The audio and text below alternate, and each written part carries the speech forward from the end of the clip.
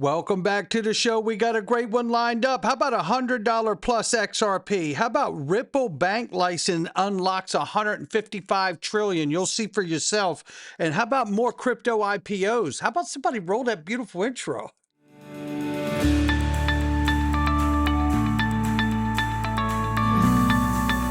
Digital Perspectives with Brad Kimes. Come on in.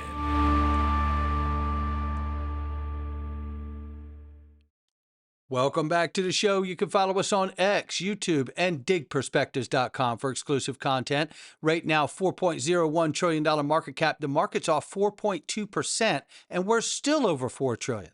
Bitcoin, 119,000 plus. Ethereum, 3,600. Wants to be 3,700 bad. XRP number 3 spot still at 352, strong like bull. Even though we're off 0.3 in the 24, we're up 21.8 on the 7-day. The range of price between 344 and 364, we'll keep an eye on it. Caleb and Brown, ladies and gentlemen, as you know, I carry and put my assets on multiple different places. And what's most important to me? Security, safety, access. These things are where I put the priority. And I tell you something, no better place than you can go to XRPwealth589.com, XRPwealth589.com. Sign up today, open your free account, and start getting the service that you deserve. Let me tell you something, human customer service like you're not going to find anywhere in the crypto space currently. And I'll tell you something else too. They have free institutional grade custody, no hidden fees, no spreads. You'll love it. Check it out for yourself. You can talk to a prime broker or you could talk to somebody about technical issues with your account. You think you've been hacked? They got multiple layers of security there. Not to mention the fact, because they have human customer service, you can put special restrictions on your account as well. This is the level of white glove service that is not available in this space, but it is at Caleb and Brown. Just go to XRPwealth589.com and start getting the best night's sleep of your life. Here we go. BitGo is the next one in line to file an IPO for an IPO this morning. BitGo announces a confidential submission of draft registration statement to the SEC for proposed initial public offering. Shout out to BitGo for that. And a reminder, Grayscale just did the confidentiality filing for the U.S. IPO as well with the SEC. It's IPO and merger acquisition season. Keep your head on a swivel, ladies and gentlemen. And this just in, this just in. Coinbase officially launches perpetual futures trading in the United States. Everything is opening up now. And remember, we still have the Clarity Act, which is based on market infrastructure. This is going to set the rest of the market in motion. Of course, I want to see the Anti-CBDC Surveillance Act passed as well. Nonetheless, let's listen here as the Ether Machine CEO raises his head. He says the largest beneficiary of the Genius Act is Ethereum.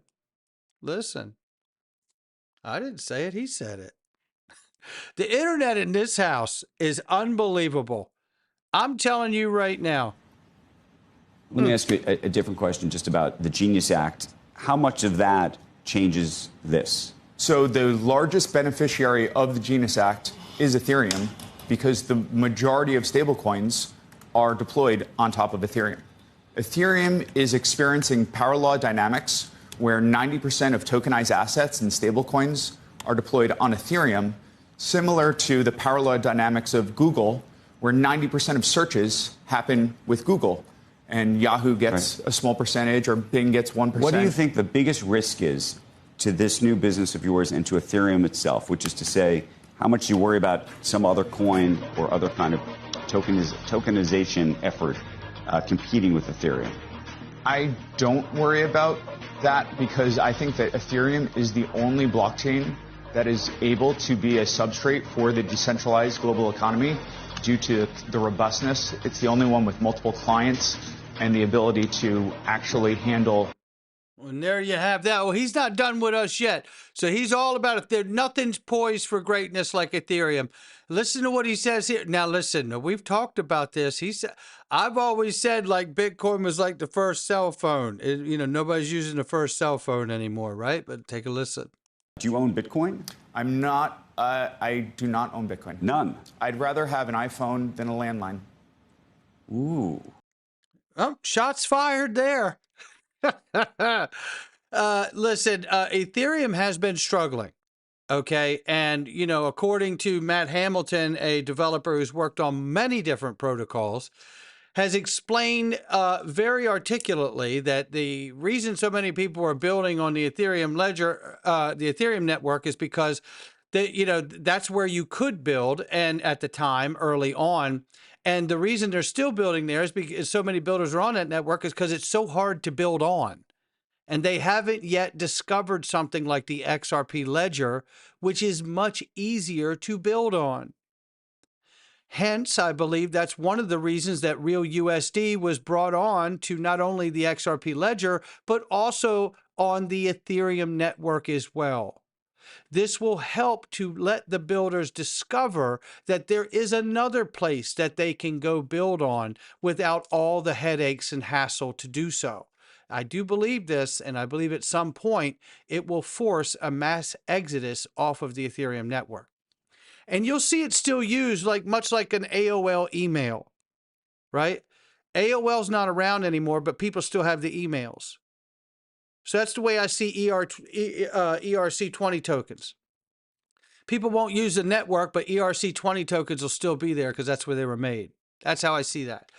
Ripple's USD-backed stablecoin, Real USD, is now on PDAX. Real USD brings speed, reliability, and real-world use to the digital dollar, fully backed one-to-one by USD and cash equivalents built for DeFi, payments, and beyond. And again, WireX says the same thing. Real USD is now live. We are spreading all around the world. And you know what? I think the timing is right on the money because we know that we have a court case we're supposed to hear about ending no later than August 15th. Finally done, completely over, right? We should be inside of a month. It could be today if they wanted it. But we should be inside of a month at this point from it absolutely being completely over. And we see the proliferation of Real USD, the market cap of Real USD continuing to explode and grow. I believe that is a sign that the enterprise side of the fence is lining their horses in the gate and waiting for the final pieces of legislation. And don't lose sight of the fact that the Real USD is going to be very appealing to institutions and enterprises because we have the highest grade rating of any other stablecoin currently on market. Write that down. And we chose BNY Mellon, America's oldest bank, to actually custody the reserves. How about that one? While we're waiting for the banking license and the master account. This here is SEC Chair Paul Atkins says we can now move to an instantaneous almost settlement payment versus delivery. We heard this clip, but take a listen real quick. Well, I say real quick, but this is the internet at my house today. It's been atrocious the last 2 days. I don't understand what's going on. 1 second. Let me get it. Time now, the United States government has put its stamp of approval on a very key and important, potentially very important digital asset that will, I think, help to lower costs, lower risks in the market, because we can now move towards an instantaneous almost settlement of payment versus delivery for securities, thanks to on-chain stablecoins. That's exactly right. And that's why I bring you back to this right here. You know you're using BNY Mellon for your custody reserves of stable coins. Then you know that you have the highest grade of any stable coin currently on market. What do you think the institutions will be drawn to once they really come into this space? Which one? You think they're going to want the B plus one? Or the D rated one? Or that A? Meanwhile, we know that the fight is coming. The change is here. London Stock Exchange Group considering launching 24-hour trading as exchanges race to extend access amid rising demand from small investor active outside traditional market hours. Look, this is the thing. They're going to have to do this because that's the onset of this technology. You don't need to shut anything down. And the stock exchanges and the banks, they know something. They've known it for a long time. You either go 24/7, 365, or you're going to go away. Yeah, that's why they're so upset. Listen to what Charles Schwab has to say right here. I think you're going to like it. I want to move now to you. It's the first I've gotten to speak to you since crypto week ended, and we finally have our first ever federal legislation to regulate stable coins. You know, what is the significance of now the Genius Act being signed into law and the other two acts now moving to get approval? Yeah, Marley, I think it's a really significant moment for the crypto industry. There's no question about that. It's the culmination of something that started back in 2024 when the SEC approved the first Bitcoin exchange traded funds. And of course, we now have Bitcoin ETFs and Ether ETFs and other cryptocurrency ETFs in the works.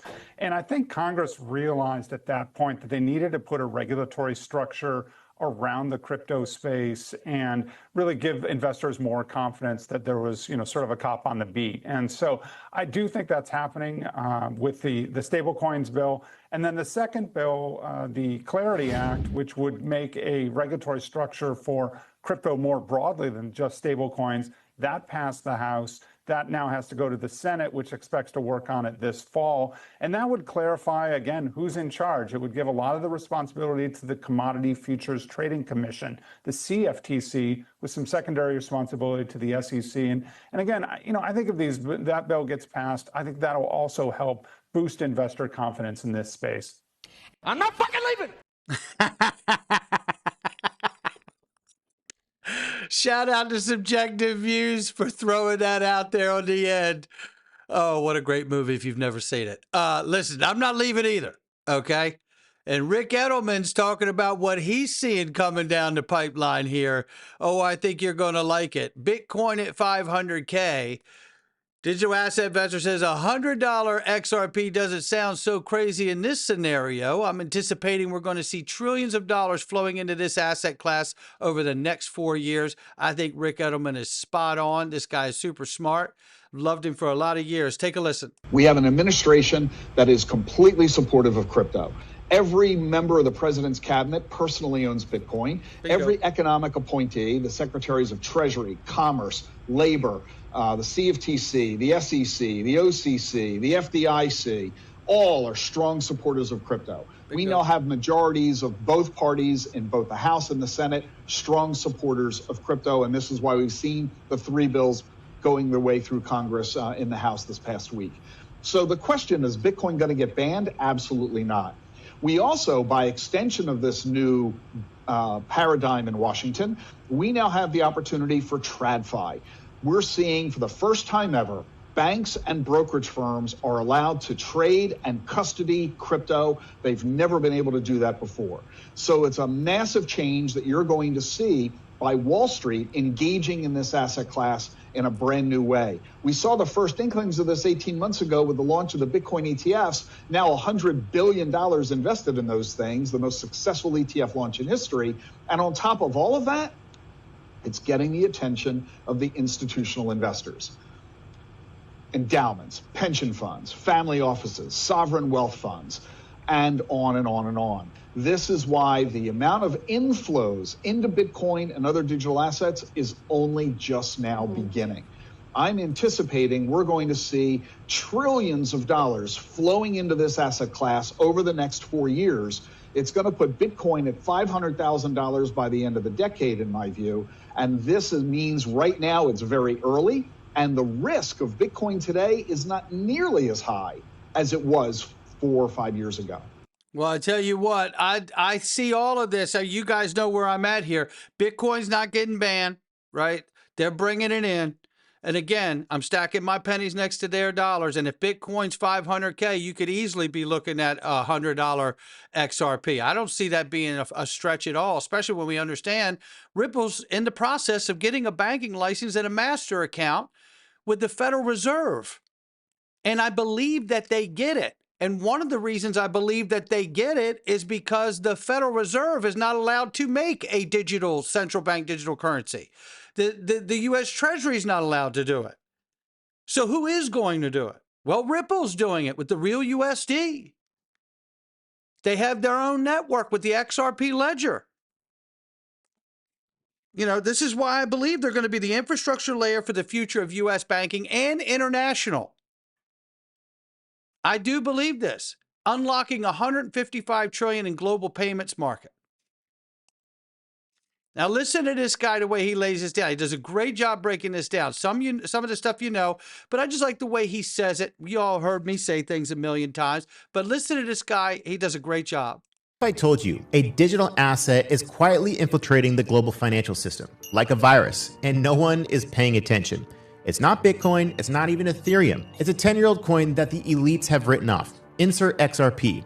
Now, this isn't just another crypto. This is literally the Trojan horse of the financial world, and it's already embedded itself in the most powerful institutions on Earth. Now, most people think XRP is just some token for cheap cross-border payments, but they have no idea how deep this rabbit hole truly goes. Ripple is already working with over 70 central banks. XRP, it's the liquidity bridge between fiat, CBDCs, and tokenized assets. It's also integrated into the new ISO 20022 global payment standard, and it's being adopted by real-world institutions right now. Let me ask you this. Why would Ripple apply for a US banking license and a Federal Reserve master account unless they were preparing to become the infrastructure layer of the future US banking system? Right now, Ripple has a US trust charter, a pending bank charter and Fed access, their own stablecoin, RLUSD, a new automated market maker system going live, and full legal clarity in the US. This isn't just regulation ready, this is regulation integrated. Behind the scenes, XRP is already moving inside global finance. Brazil's CBDC pilot, XRP Ledger. Bank of England's digital pound test, Ripple. UAE and Saudi Arabia, their Project Aber is with Ripple Tech. Institutions like Santander, SBI Japan, Bank of America, they're all integrated with Ripple and XRP. This isn't just hype, this is quiet, methodical infiltration. But here's the thing, so let's compare XRP versus the rest. Bitcoin's market cap right now is 2.18 trillion. The XRP supply is 54 billion tokens. So to flip Bitcoin, XRP would need to hit $40 plus. But to flip Ethereum, it just needs to go to $5 per token. And here's the thing. Ethereum, it's stuck in fragmentation. Layer 2s are messy, regulation is murky, and no one is using it in the actual banking world. XRP, it's clean, it's legal, and it's integrated. It's becoming the invisible engine behind real money movement. There you have it right there, ladies and gentlemen. I like the way he lays it down. And don't forget, we are waiting for later today, the White House will release its first crypto policy report to the public before the end of the month. I thought it was supposed to be today. We were supposed to get that 120-day executive order for the report on crypto policy. We should be getting that any second. So shout out to Eleanor Terrett for that and Cointelegraph. Ali says XRP is broken out at a bullish flag, setting its sights on $15. Zoom out on the weekly chart and you'll spot it. And I say, let it fly. Not financial advice from me or anyone else. I'll catch all of you on the next one.